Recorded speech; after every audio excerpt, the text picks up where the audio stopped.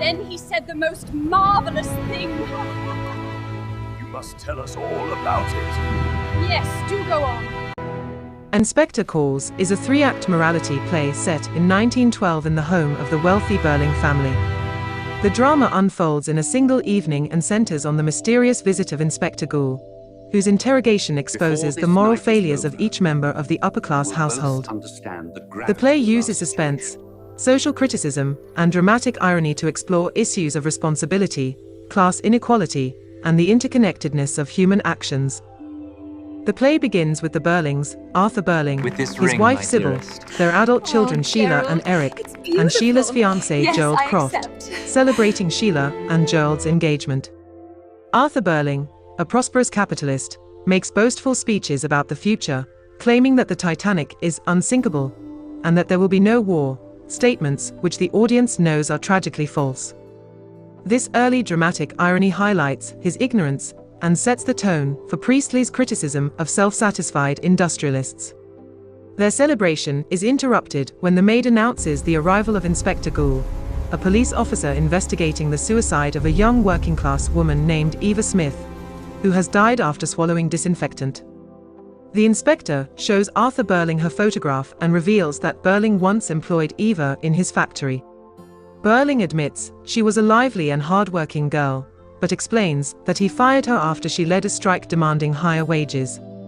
He defends his decision as good business, but the inspector suggests it was an irresponsible act that contributed to Eva's downfall. The inspector next turns his attention to Sheila. When she sees the photograph, she breaks down and confesses to having had Eva dismissed from her job at a clothing shop.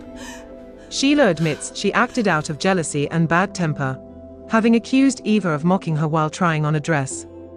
Unlike her father, Sheila immediately expresses guilt and accepts her share of the blame.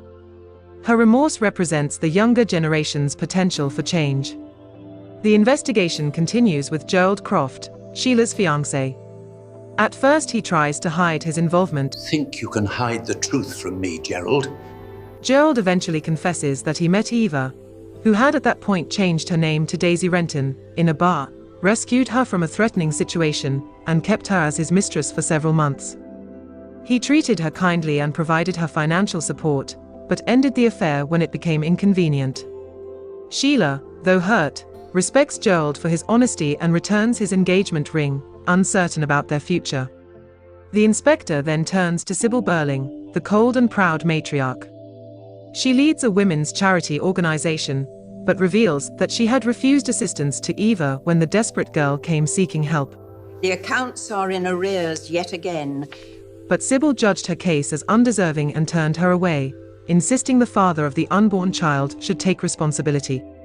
She proudly shifts the blame to the nameless father, not knowing he is her own son. Finally, the inspector directs his questioning to Eric, who has been growing increasingly uneasy. Under pressure, Eric confesses that he met Eva at a bar, had an unstable relationship with her, and impregnated her. He also admits to stealing money from his father's firm to support her. Eric is devastated to learn that his mother had refused Eva help, which might have saved both her and the unborn child. His parents are shocked and ashamed, but the inspector is unmoved. After all the confessions, Inspector Goole delivers a powerful final speech. He warns that society is one body, and that each individual must accept responsibility for others, especially the vulnerable. If people fail to learn this lesson, he warns, they will be taught in fire and blood and anguish, an unmistakable reference to the world wars that follow. The inspector then leaves abruptly, as mysteriously as he arrived. The family reacts in various ways. I will not tolerate this accusation. He has no authority here. Arthur and Sybil, however, dismiss the inspector as an imposter once Gerald returns with news suggesting that no girl has recently died. They are relieved and eager to return to their comfortable lives, learning nothing from the ordeal.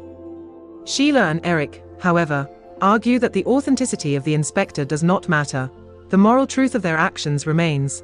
Their complacency is challenged when a telephone call comes from the police station, announcing that a young woman has just died after swallowing disinfectant, and that a real inspector is on his way to question them.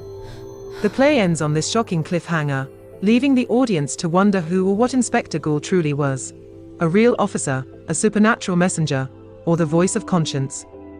Ultimately, an Inspector Goole highlights how the actions of the privileged can destroy the lives of the powerless. Priestley uses the Birlings' gradual exposure to argue that responsibility is collective, not individual, and that only by caring for others can society avoid further suffering.